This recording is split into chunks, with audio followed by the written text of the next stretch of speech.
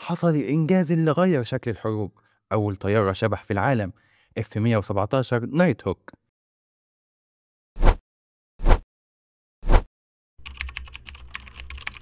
السلام عليكم ورحمة الله وبركاته. أنا محمد الراعي، ودي حلقة جديدة من قناة خط. والخط هيودينا النهاردة سنة 1955، السنة اللي بدأت فيها واحدة من أكتر الحكايات غموض في التاريخ الحديث، واللي المكان الوحيد اللي رؤساء أمريكا نفسهم بياخدوا تصريحات أمنية عشان يعرفوا يدخلوه. بعد الحرب العالمية التانية الدنيا كلها اتقسمت نصين، معسكر بقيادة أمريكا ومعسكر بقيادة الاتحاد السوفيتي. الاتنين عندهم قنابل نووية، الاتنين بيتسابقوا على الفضاء وعلى الأسلحة وحتى التكنولوجيا. الحرب دي اتسمت الحرب الباردة لأنها ما كانتش مواجهة مباشرة زي الجيوش اللي بتحارب، لكن سخنة جدا من جوه. أمريكا في الوقت ده كانت محتاجة مكان سري عشان تجرب فيه تكنولوجيا جديدة، مكان بعيد عن العيون، بعيد عن الصحافة، بعيد حتى عن الطيارين اللي مش مفروض يعرفوا هما بيعملوا ايه جوه. وهنا جت الفكرة يبنوا قاعدة عسكرية في وسط صحراء نيفادا في مكان اسمه جروم ليك. سنة 1955 القاعدة اتأسست، والاسم الرسمي بتاعها كان بسيط جدا، المنطقة رقم 51. ليه 51؟ لأن الصحراء كانت متقسمة مربعات على الخرائط العسكرية، وكل مربع له رقم. أول مشروع كبير في المنطقة دي كان تطوير طيارات تجسس، وأولهم كانت الطيارة الشهيرة U-2. الطيارة دي كانت بتطير على ارتفاع 21 كيلومتر فوق سطح الأرض، يعني مش بس فوق السحاب، ده فوق معظم الطيارات المدنية والعسكرية. الاتحاد السوفيتي وقتها ما كانش عنده صواريخ ولا طيارات تقدر توصل للارتفاع ده، وبالفعل اليو-2 نجحت في إنها تجيب صور مهمة جدا لمواقع عسكرية سوفيتية. لكن في سنة 1960 حصلت الكارثة، واحدة من طيارات يو-2 اتصابت فوق روسيا، الطيار وقع في الأسر وأمريكا اتفضحت. ومن هنا بدأت ضغوط أكبر إنهم يطوروا طيارات أسرع وأخطر. SR 71 بلاك بيرد، الطيارة دي حرفيا أسرع من الصواريخ اللي بتتدرب عليها. سرعتها كانت أكتر من 3500 كيلومتر في الساعة، يعني تقدر تسافر من القاهرة لباريس في ساعة تقريبا. والأغرب إنها كانت مصممة بحيث إن الرادار يلاقي صعوبة كبيرة في رصدها. وبعدين حصل الإنجاز اللي غير شكل الحروب. أول طيارة شبح في العالم F-117 نايت هوك. الطيارة دي الرادار ما يعرفش يشوفها أصلا، وكأنها مش موجودة. وده كان سر كبير جدا اتخزن جوه المنطقة 51 لسنين طويلة قبل ما يعلنوا عنه. لكن القصة ما وقفتش عند الطيارات بس، الغموض الحقيقي بدأ قبل ما القاعدة تتبني أصلا. مزارع بسيط لقى حطام جسم معدني غريب في مزرعته.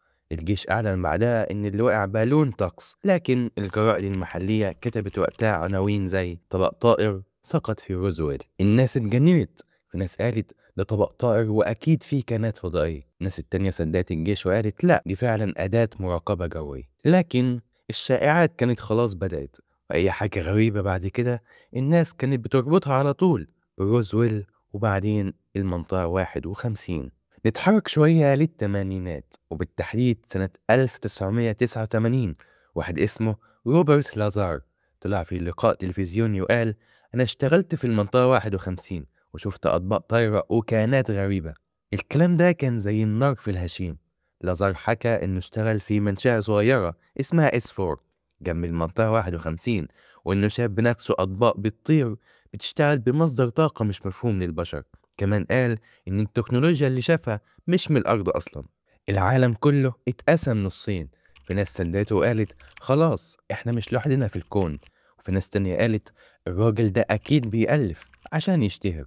لكن في كل الأحوال اسم المنطقة 51 دخل التاريخ. في تسعينات القرن الماضي زاد الغموض أكتر، ظهر فيديو بعنوان Alien Autopsy أو تشريح الكائن الفضائي. الفيديو كان أبيض وأسود، يبان فيه دكاترة عسكريين لابسين لبس معقم واقفين حوالين جسم غريب شكله مش بشر. في اللي صدق وقال دي أدلة قوية جدا، وفي اللي قال الفيديو ده أكيد متفبرك عشان يبيعوا للناس أساطير. لكن الحقيقة إن الفيديو انتشر زي النار في الهشيم.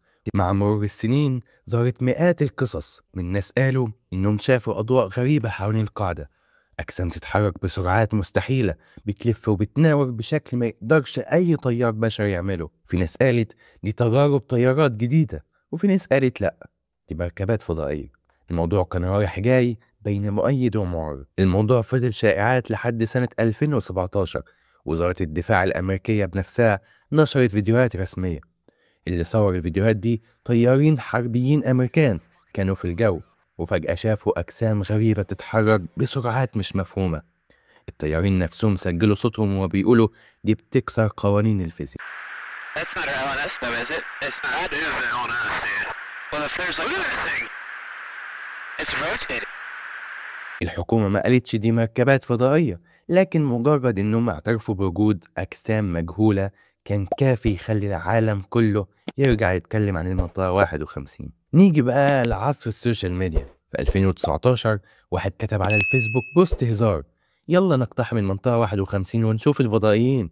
الموضوع اتقلب ترند عالمي، ملايين عملوا انضمام، وناس بدأت فعلا تسافر للنيفادا. الجيش الأمريكي نفسه اضطر يطلع بيان رسمي ويحذر اللي يقرب هيتحاسب. ويا ريت العالم كله كان يتحرك بالطريقة دي علشان فلسطين. طبعا ما حصلش أي اقتحام، لكن اللي حصل إن الغموض زاد أضعاف. اللي نعرفه دلوقتي إن في أكتر من 1500 موظف بيروحوا وييجوا يوميا برحلات جوية سرية من مطار في لاس فيغاس للقاعدة دي، لكن هما بيشوفوا إيه جوه محدش يعرف. الغموض ده خلى المنطقة 51 تتحول من مجرد قاعدة عسكرية لأسطورة، ومسلسلات زي ذا إكس فايلز، واتعمل عنها أفلام زي اندبندنس داي. المنطقة 51 بقت رمز للغموض ومكان دايما بيتربط بالحياة خارج الأرض. طب إزاي بقى الرؤساء بيدخلوها؟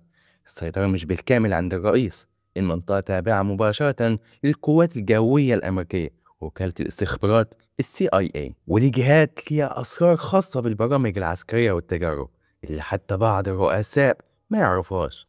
يعني مش أي رئيس يصحى من النوم كده ويقول أنا عايز أروح هناك أشوف إيه جوه. علشان الرئيس يدخل لازم يبقى فيه تنسيق من شهور ويتعمل له ملف خاص، وممكن كمان يرفضوا يدخلوا الرئيس جوه بعض المناطق الحساسة. الرئيس جيمي كارتر لما حاول يعرف تفاصيل عن الأطباق الطائرة اتقال له إن الموضوع حتى فوق مستواه، توب سيكريت. أوباما لما كان رئيس اتكلم عن المنطقة في لقاءات، بس كان دايما بيهزر وما يكشفش أي تفاصيل، وقال إنه مش هيقدر يقول كل اللي يعرفه. وبيل كلينتون قال إنه حاول يعرف أكتر بعد الشائعات عن الأجسام الغريبة، لكن المخابرات ما ادتهوش غير معلومات محدودة. وحتى هيلاري كلينتون في حملتها الانتخابية في سنة 2016 قالت إنها لو بقت رئيسة هتفتح ملفات المنطقة، بس طبعا ده ما حصلش. الفكرة إن منطقة 51 مش مجرد قاعدة، دي عقل سري للدولة، في برامج ممكن تكشف عن تكنولوجيا تتقدم 50 سنة عن العالم كله. لو الآثار دي اتسربت لأي سبب حتى عن طريق الرئيس ممكن يحصل خلل في ميزان القوى العالمية. يبقى السؤال اللي لازم نفكر فيه: هل المنطقة 51 مجرد معمل سري لتطوير الطيارات والتكنولوجيا العسكرية المتقدمة، ولا فعلا في أسرار أكبر من خيالنا، أسرار عن كائنات فضائية؟ اللي نعرفه أكيد إن المنطقة 51 مش مجرد مكان، دي أسطورة حية.